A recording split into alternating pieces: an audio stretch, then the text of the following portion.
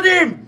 باز چی برداشتی اینجا رو اینجوری پر آدم کردی؟ مگه از سیر گرفتی؟ جناب سربانی این هستمش به هم ریخته، قرص چیزی نداریم بهش بدین آروم بشه. تو خفه شو به تمک سرجاد، اینم حالا مونده تا بترسه. یه بار دیگه صدا تو بشنوم انفرادی. خالی نداری وگرنه من اولین نفر میکردیم اون تو. توالت خالی دارم بکنمتون تو. ببین اگه بیرون اینجا بودیم وجودشو داشتی با من اینجوری حرف بزنی؟ نه میخوام بدونم جرأتشو داشتی بی واسطه صاف تو چشای من نگاه کنی. اگه مأمور نبودی جیگرشو داشتی از کمتر از 500 متری من رد چی؟ تو نه همتون کل این بازداشتگاه سمون بس خاطر کار نکرده زدی.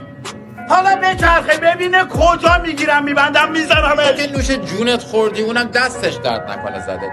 برو اتفاقا خدا تو شکر کن مأمورم دستم بسته است، وگرنه همون بلایی رو سرت میآوردم که تک تک خانواده های این بدبختا آرزوشون بوده سرت بیارم.